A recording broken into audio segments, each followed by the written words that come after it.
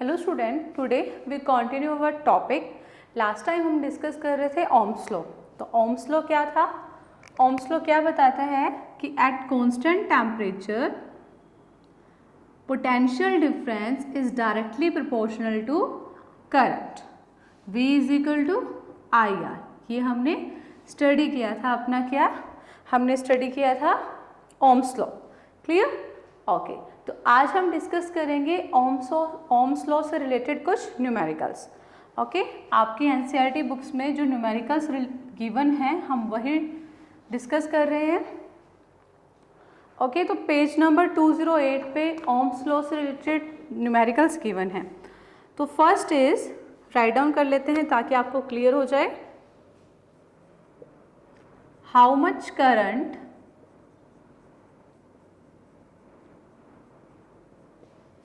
will an electric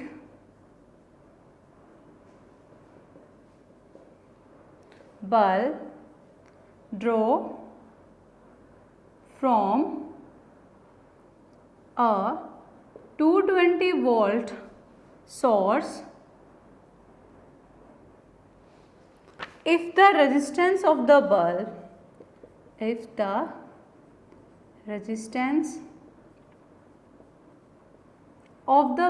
filament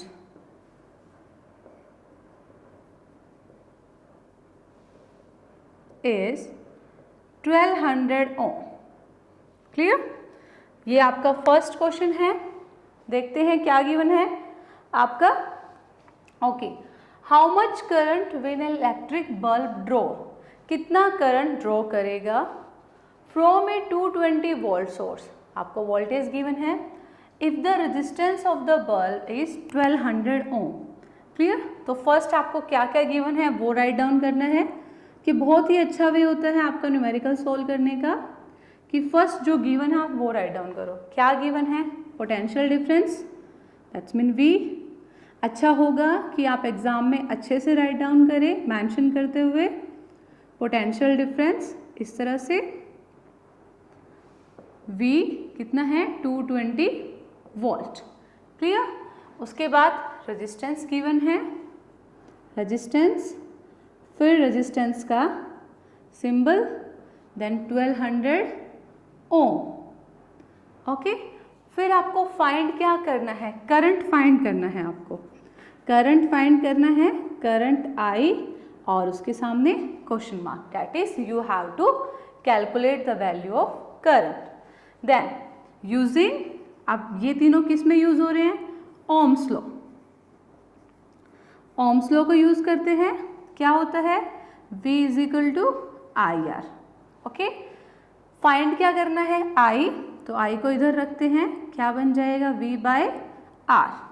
value put करते हैं, इधर देखिएगा, V is 220 and it is 1200 and आपका I आ जाएगा 0.18 एम्पियर। ये यूनिट होती है एम्पियर। क्लियर? तो आपका करंट आ गया है कितना? 0.18 एम्पियर। ओके, इस तरह से आपको सोल्व करना है। अगर आप ऐसे सोल्व करेंगे तो कोई भी टीचर आपके मार्क्स को रिडक्ट नहीं करेगा, रिड्यूस नहीं करेगा, कट नहीं करेगा कहीं पे भी, अगर आप अच्छे से सारी चीज़ें मेंशन करते हुए चलते हैं। ओके, नेक्स्ट क्वेश्चन देखते हैं। नेक्स्ट क्वेश्चन क्या गिवन है आपका?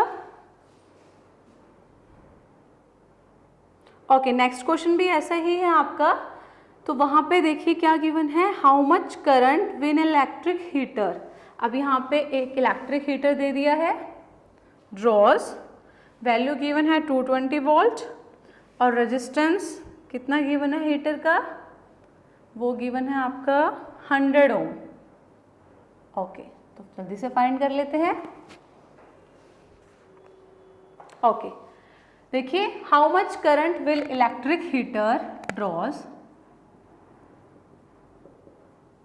Electrical heater draws from 220 volt source if the resistance of the heater is, कितना है resistance? 100 Om. Clear?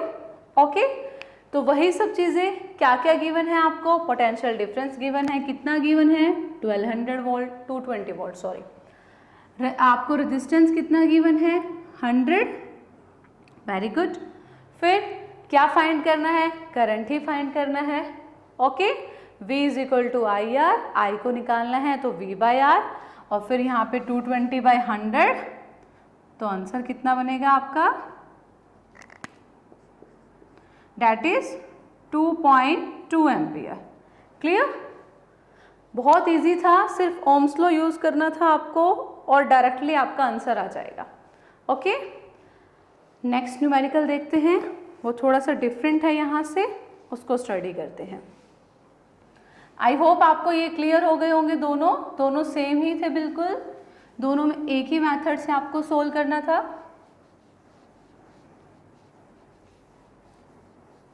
Okay, now next is the potential difference between the potential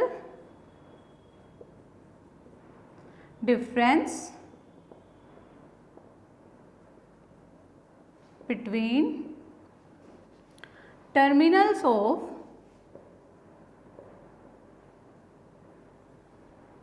electric heater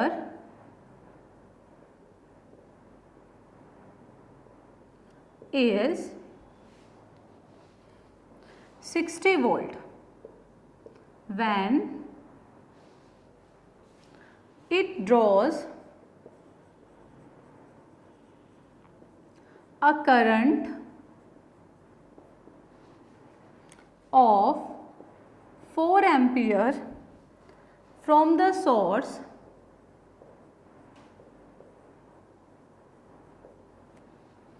what current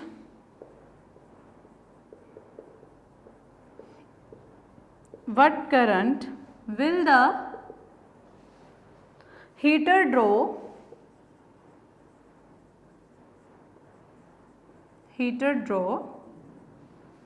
if the potential difference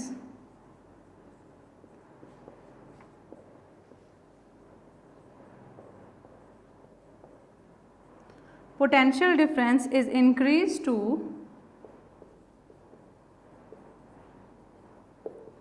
120 volt. Clear, okay, देखिए कैसे है आपका question. The potential difference between terminals of electric heater is 60 volt. आपको potential difference given है, तो solution करते वक्त read करते हुए जो जो गिवन है वो हम राइट डाउन कर लेंगे। क्या गिवन है, potential difference. Okay, potential difference को किससे डिनोट करते हैं, V से। कितना गिवन है, 60 volt.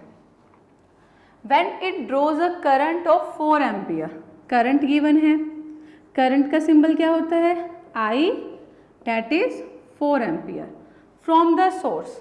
Okay, what current will the heater draw if the potential difference is 120 volt. फिर क्या बोला है कि ये मान लेते हैं आपका पोटेंशियल डिफरेंस हो गया। क्लियर, फिर पूछा गया है हाउ मच करंट, तो फिर से आपको दूसरा करंट निकालना है, ये केस हो गया 1 और ये सेकंड, उसमें करंट निकालना है आपको। और पोटेंशियल डिफरेंस कितना गिवन है,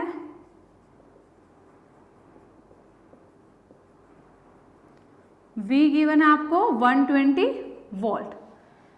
तो देखो आपको सेम ही मटेरियल की बात कर रहा है, वो इलेक्ट्रिक हीटर ही है। पहले उसने इलेक्ट्रिक हीटर लिया, उसकी आपको पोटेंशियल डिफरेंस और करंट दिया। सेकंड उसने पूछा है कि अगर उसी इलेक्ट्रिक हीटर का हम पोटेंशियल 120 वोल्ट कर देंगे तो हमारा करंट कितना होगा। ओके, तो जो फर्स्ट गिवन है उससे हम पहले कैलकुलेट करेंगे R, क्योंकि देखो R निकल जाएगा, तो मटेरियल तो आपका सेम ही है, तो इसके लिए भी R वही रहेगा और करंट निकल जाएगा। तो देखो फर्स्ट केस में देखते हैं, आपका ओम्स लॉ अप्लाई करते हैं। V is equal to I R, R find करेंगे, then V by R। Okay, V कितना गिवन है 60 और R कितना I कितना गिवन है 4। सॉल्व किया तो कितना आ गया 15 ओम, ये आ गया आपका R। क्लियर, अब ये रेजिस्टेंस, क्योंकि हमारा मटेरियल तो वही है तो सेम ही रहेगा इस कैटेगरी के लिए भी, तो यहाँ पे फिर से ओम्स लॉ यूज करते हैं। V is equal to I R, I find करना है तो V बाय आर, और क्या बनेगा आपका, इधर राइट डाउन कर देते हैं, 120 डिवाइड बाय 15, ये आपका आ जाएगा करंट। ओके, और करंट आपका आएगा 8 एम्पियर। क्लियर? तो करंट कितना आ गया आपका, 8 एम्पियर। अब एक चीज़ ध्यान से देखिएगा, उसने आपके पोटेंशियल डिफरेंस को डबल किया था, 60 को मल्टीप्लाई कर दिया, मतलब ट्वाइस कर दिया 60 का, तो 120 बन गया। इसी तरह से पहले करंट 4 एम्पियर था, तो अब कितना करंट हो गया, 8 एम्पियर। अगर आपका रेजिस्टेंस वही रहता है तो V और I डायरेक्टली प्रोपोर्शनल है। हमने ये स्टडी कर लिया है कि अगर V इंक्रीज करेगा तो I भी इंक्रीज करेगा। Okay, clear? और डायरेक्टली प्रोपोर्शनल मतलब अगर V डबल होता है तो I भी डबल होगा। तो बिना सोल्व किए भी इस चीज़ को बता सकते थे कि अगर पहले करंट 4 है तो बाद में कितना हो गया, 8। ओके, मैं फिर से बता देती हूँ। देखिए, अगर आपका रेजिस्टेंस सेम रहता है, आपका रेजिस्टेंस सेम कब रहेगा, जब आपका सेम मटेरियल रहेगा। ओके, अब यहाँ पे सेम मटेरियल था, रेजिस्टेंस सेम था उसका 15 एम्पियर ही। ओके, तो V डायरेक्टली प्रोपोर्शनल है I के, अगर V डबल होगा तो I भी डबल होगा। V आप ट्वाइस हो गया आपका 120, तो I का भी ट्वाइस हो गया। ओके, तो नेक्स्ट टाइम अगर ये शॉर्टकट में आता है तो बिना सोल्व किए भी आप ट्राई कर सकते हो, सोल्व कर लो तो अच्छा है। Okay, clear?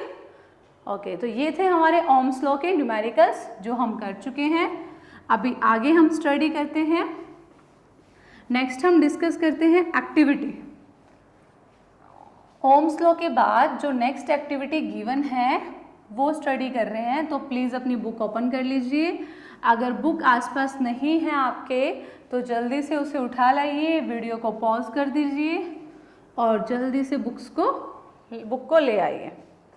Okay, clear?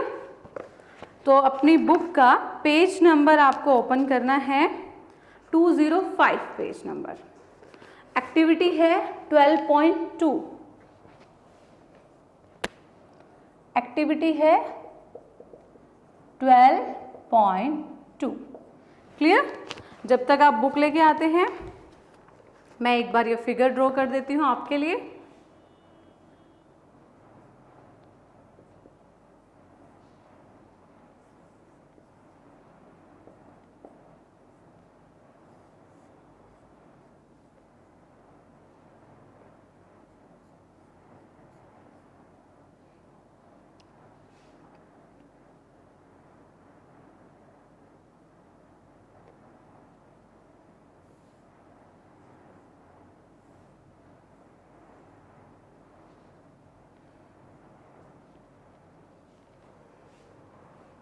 Okay, अब एक बार रुकिएगा।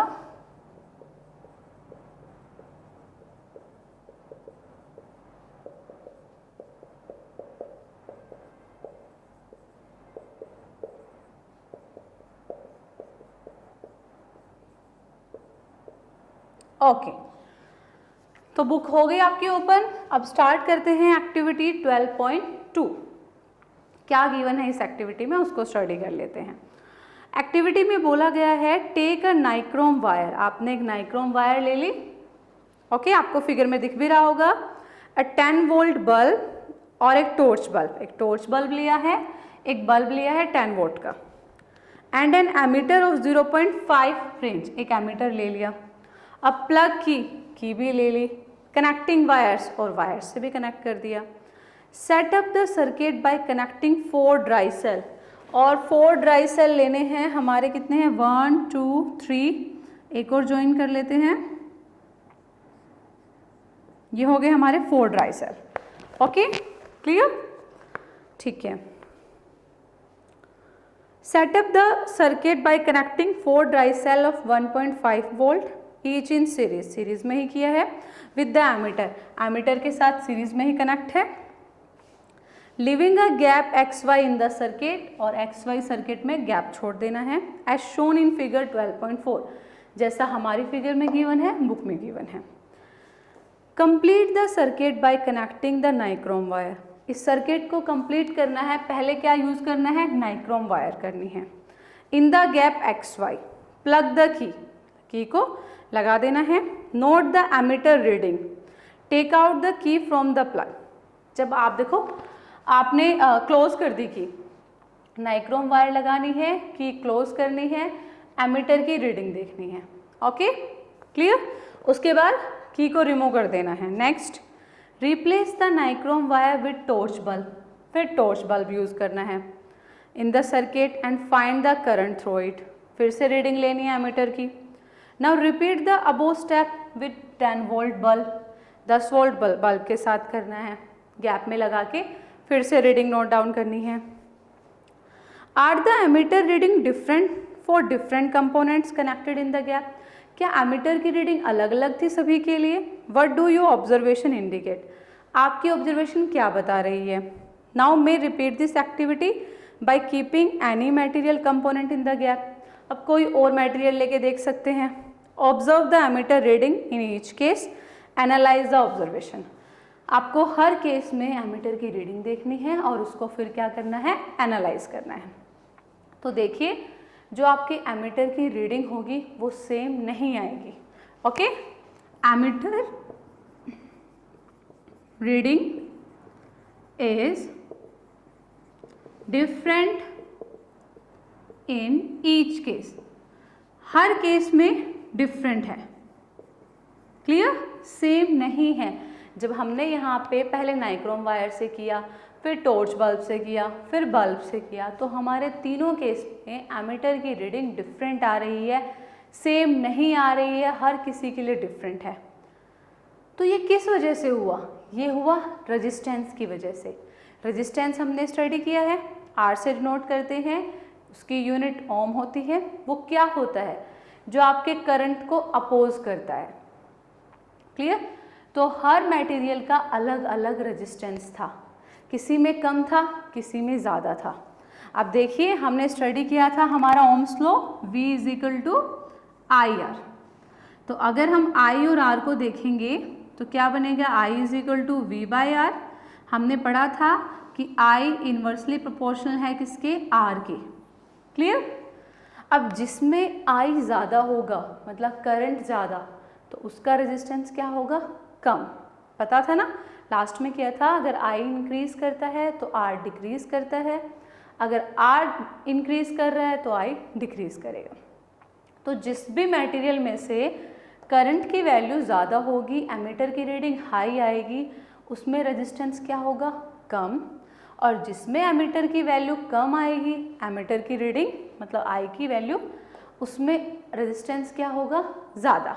ओके, अगर I ज़्यादा तो R कम, R ज़्यादा तो I कम। क्लियर। ये हमें यहाँ से परफॉर्म करके देखा। तो यहाँ से हमारे मटेरियल को 3 कैटेगरीज में डिवाइड किया गया। देखो बेटा, रेजिस्टेंस क्या है, जो अपोजिशन लग रही है आपके करंट को, जो करंट को अपोज कर रहा है। अब देखो आपको पता है करंट किसी भी मटेरियल में से फ्लो करता है, किसकी वजह से, इलेक्ट्रॉन की वजह से। अब जो इलेक्ट्रॉन है उसको, उसके जो मटेरियल जिसमें से वो फ्लो कर रहा है, जो कंडक्टर है, उसमें जो बाकी एटम्स है वो क्या करते हैं, अपोज करते हैं, हिंड्रेंस क्रिएट करेंगे, रुकावट पैदा करेंगे, उसको डायरेक्ट करेंगे।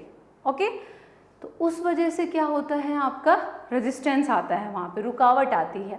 ठीक है, तो जो करंट को रोक रहा है वो क्या है, आपका रेजिस्टेंस। ओके, तो रेजिस्टेंस के बेसिस पे आपके मटेरियल को डिवाइड किया 3 कैटेगरीज में, on the basis of resistance.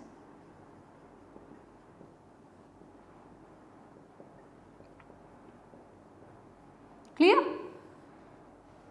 Material divided into 3 categories.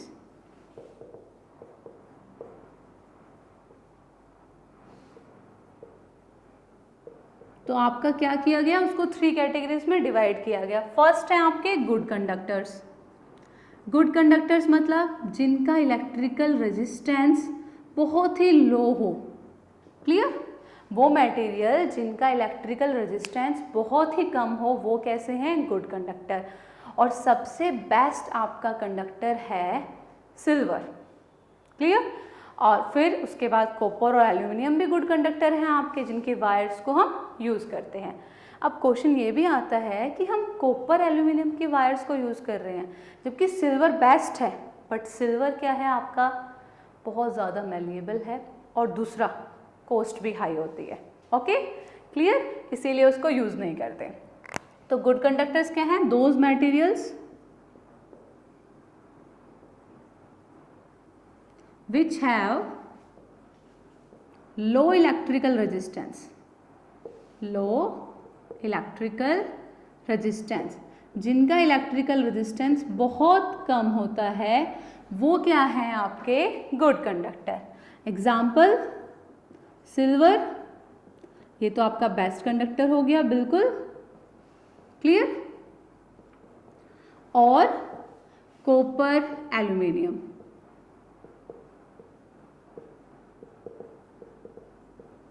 Okay. Then good conductor के बाद आते हैं आपके रजिस्टर्स। रजिस्टर्स क्या है? जिनका इनके कंपैरिजन में थोड़ा सा हाई होता है इलेक्ट्रिकल रेजिस्टेंस। ओके, तो क्या बनेंगे? दोज मटेरियल्स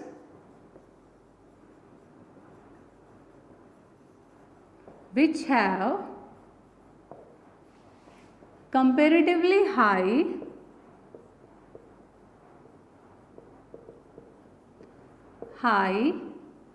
इलेक्ट्रिकल रेजिस्टेंस, जिसका कंपैरेटिवली हाई इलेक्ट्रिकल रेजिस्टेंस होता है वो क्या होते हैं आपके?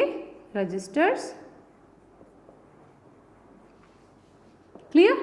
एग्जाम्पल जो आपके अलॉय हैं, जो मिक्स होके बनते हैं मेटल्स और नॉन मेटल्स के मिक्सचर से।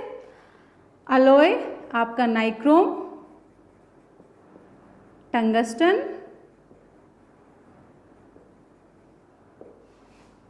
क्लियर? ओके, टंगस्टन, सॉरी, एन। Okay, now third is insulators. Insulators मतलब जिनका बहुत ज़्यादा हाई होता है, इनफाइनाइटली हाई। क्लियर? तो क्या है? Those materials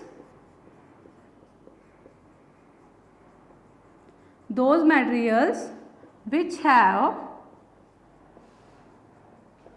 infinitely high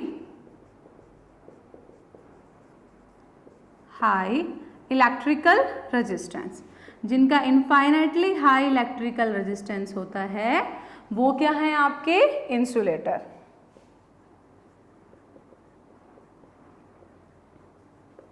example rubber हो गया। रबर बहुत गुड इंसुलेटर है, ठीक है, क्योंकि देखो जब भी इलेक्ट्रीशियन यूज़ करते हैं तो वो रबर के ग्लव्स पहन लेते हैं जब भी कोई इलेक्ट्रिसिटी वायर्स को टच कर रहे हैं, या फिर आपने जो आपका इंस्ट्रूमेंट होते हैं इलेक्ट्रिकल इंस्ट्रूमेंट, उनके ऊपर भी रबर की प्लेटिंग होती है, रबर होती है, ताकि आप उनको टच करें, डायरेक्ट कॉन्टैक्ट में ना आए इलेक्ट्रिसिटी की। ओके, तो इलेक्ट्रिकल रेजिस्टेंस के बेसिस पे मटेरियल को 3 कैटेगरीज में डिवाइड किया गया। गुड कंडक्टर मतलब जिनका इलेक्ट्रिकल रेजिस्टेंस कैसा होता है? बिल्कुल लो। और जिनका कंपैरेटिवली हाई होता है वो क्या होते हैं? रजिस्टर्स मतलब अलॉयज।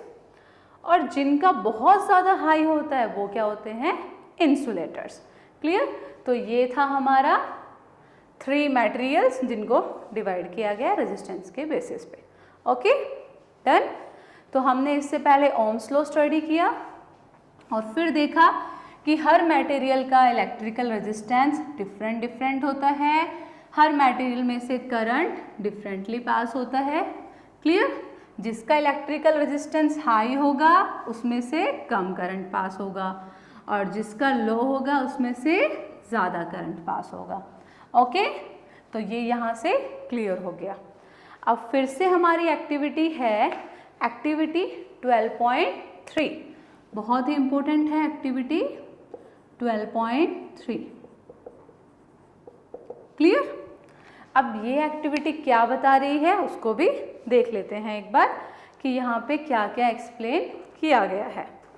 ओके, पहले एक बार मैं फिगर ड्रॉ कर देती हूँ आपके लिए, फिर समझाना बहुत इजी होगा आपको।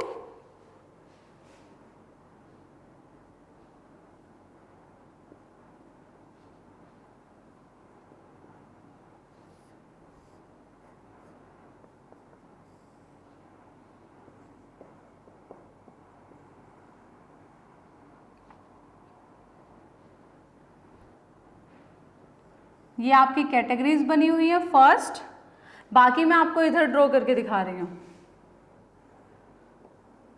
ये फर्स्ट थी आपकी, ये सेकंड केस, और ये थर्ड,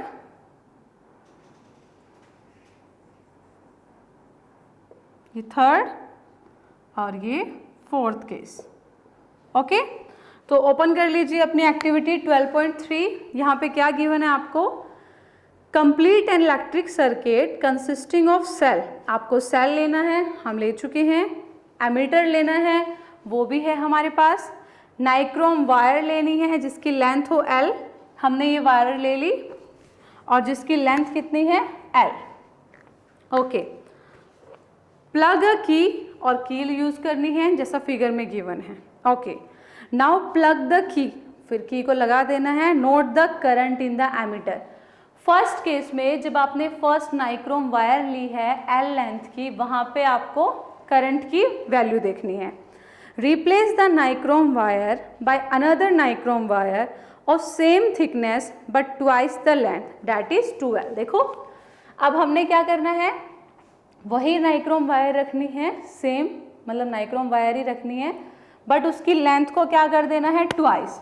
तो इसकी लेंथ कितनी बन गई, 2L। सेकेंड केस में हम इसको यहाँ पे रखेंगे। फिर गिवन है नोट द एमीटर रीडिंग, फिर एमीटर की रीडिंग करनी है। सेम ऐसी ही एक्टिविटी है जैसी हमने पीछे की थी। उसमें पहले नाइक्रोम वायर ली, फिर टॉर्च बल्ब लिया, फिर बल्ब लिया।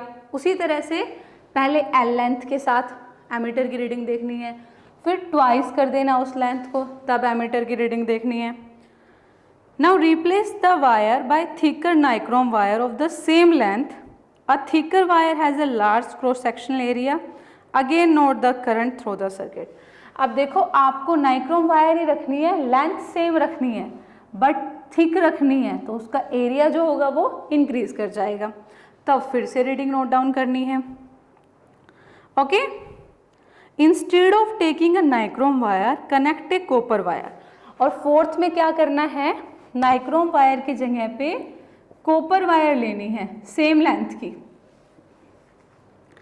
L लेंथ की ही लेनी है। In the circuit let the wire be the same length, same area of cross section as the first nichrome wire. और फिर से वैल्यू क्या करनी है, करंट की देखनी है। Notice the difference in the current in all cases. आपको पहले ही बता दिया कि डिफरेंस आएगा करंट में, जैसे पिछले में आया था वैसे ही इसमें आना है। Does the current depend on the length of the conductor? Does the current depend on the area of the cross section of the wire used? Okay, तो देखो बेटा, पहले क्या करना है, पहले लिया नाइक्रोम वायर L लेंथ की, फिर उसकी लेंथ को डबल कर दिया, फिर उसकी थिकनेस को इंक्रीज कर दिया, और फिर मटेरियल ही चेंज कर दिया। तो ये सब फैक्टर्स में हमारी जो एमीटर की रीडिंग है वो डिफरेंट आएगी ही। ठीक है, तो इससे हमें पता चलता है कि जो हमारा रेजिस्टेंस है, क्लियर, मतलब जो करंट है या रेजिस्टेंस ले लो, देखो V is equal to I R, clear, and I is inversely proportional to R। Done. अब यहाँ से हमें क्या पता चला कि जो हमारा रेजिस्टेंस है वो डायरेक्टली प्रोपोर्शनल है लेंथ के। ओके, यहाँ से प्रूव हुआ कि जो हमारा रेजिस्टेंस है वो डायरेक्टली प्रोपोर्शनल है लेंथ के। ओके, ये फर्स्ट ले लेते हैं, रेजिस्टेंस इन्वर्सली प्रोपोर्शनल है एरिया की, ये सेकंड ले लेते हैं। ओके, जो हमारा रेजिस्टेंस है वो डायरेक्टली प्रोपोर्शनल है लेंथ के और इन्वर्सली प्रोपोर्शनल है एरिया के। तो R की क्या वैल्यू बनी, दोनों को कंबाइन करें। अगर दोनों इक्वेशन को कंबाइन करते हैं, R is equal to, R is directly proportional to L by A। इस R की वैल्यू को यहाँ पुट करते हैं, ध्यान से समझिएगा। तो यहाँ पे क्या बनेगा, इस R की वैल्यू को यहाँ पे पुट कर रहे हैं हम, तो बनेगा I directly proportional to R, L/A है, L नीचे और A ऊपर। समझ में आया? मैं इसको एक बार एक्टिविटी को रब करके आपको दोबारा से समझाती हूँ कैसे क्या पता चला हमें इस एक्टिविटी से। बहुत ही इंपॉर्टेंट है, ध्यान से समझिएगा। ओके, बिल्कुल ध्यान से समझिएगा। देखो, हमारे ओम्स लॉ के according V is to IR था, तो I V/R हो गया। That's mean I is inversely proportional to R। Done. But जो एक्टिविटी 12.3 हमने की, वहाँ से हमें पता चला कि जो हमारा रेजिस्टेंस है वो डायरेक्टली प्रोपोर्शनल है लेंथ के, और रेजिस्टेंस इनवर्सली प्रोपोर्शनल है एरिया के।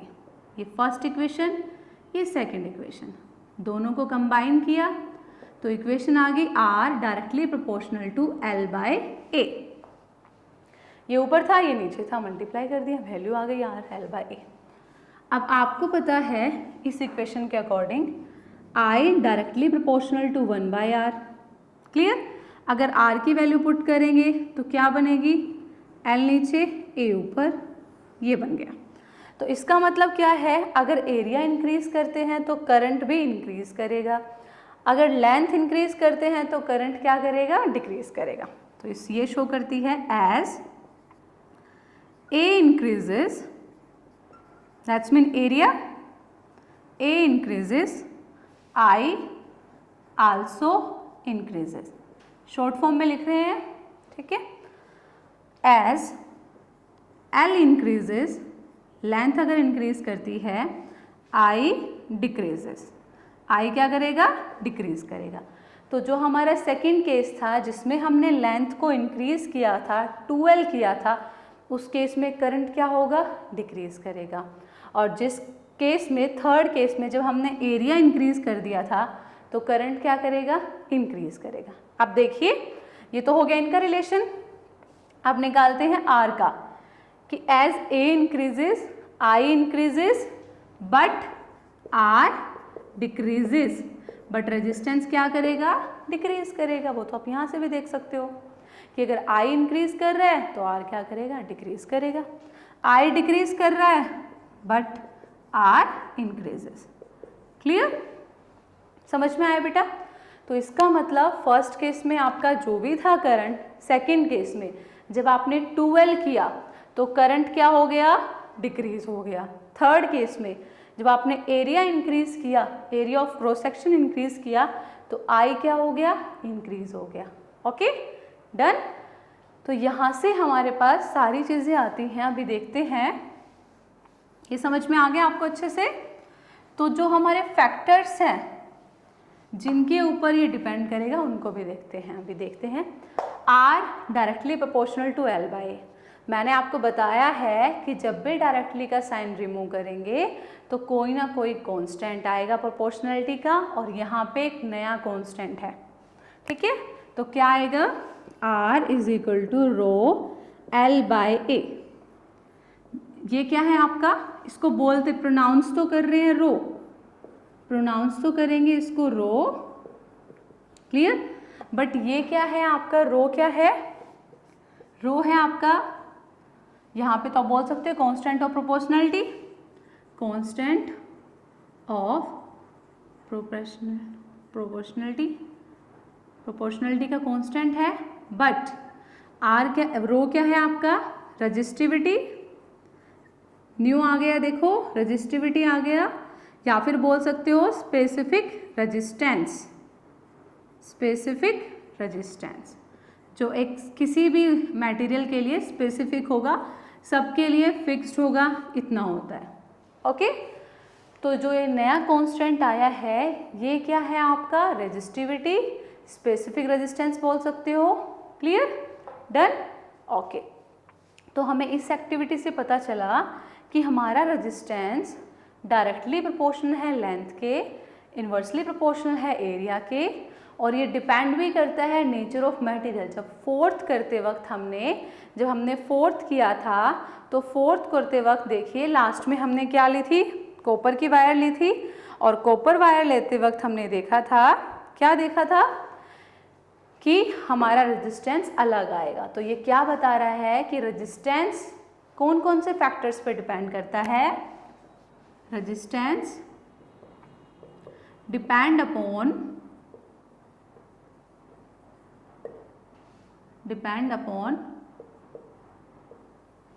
Following factors. आपके इन फैक्टर्स पे डिपेंड करेगा कौन कौन से हैं वो। क्लियर? किस पे? लेंथ पे, second area of cross section पे, और थर्ड मटेरियल पे, नेचर ऑफ मटेरियल यूज्ड, जो भी आपने मटेरियल यूज किया है उस पे। क्लियर? डन? इन फैक्टर्स पे हमारा क्या करेगा? डिपेंड करेगा resistance. Okay, it's enough for today. आज हमने क्या क्या डिस्कस किया? आज हमने पहले एक्टिविटी की थी जिसमें हमने देखा कि एमीटर जो है वो अलग अलग रीडिंग दे रहा है अलग अलग मटेरियल के लिए। ओके, उसके बाद हमने क्या किया? मटेरियल को सेम रखते हुए उसकी लेंथ इंक्रीज की, एरिया इंक्रीज किया, तब क्या क्या चेंजेस आए वो देख लिया हमने। ठीक है, और मटेरियल को भी चेंज किया तो भी अलग आया, वो तो हम पहले भी प्रूव कर चुके हैं। ओके, फिर हमने स्टडी किया था कंडक्टर, रजिस्टर्स और इंसुलेटर्स। अब हमने न्यू एक्टिविटी स्टडी करते वक्त नया एक चीज़ पढ़ी, new formula R is equal to rho L by A। क्या है? R is equal to rho L by A। अभी आपको इतना ही प्रिपेयर करना है, नेक्स्ट वीडियो में नेक्स्ट करेंगे हम। Thank you.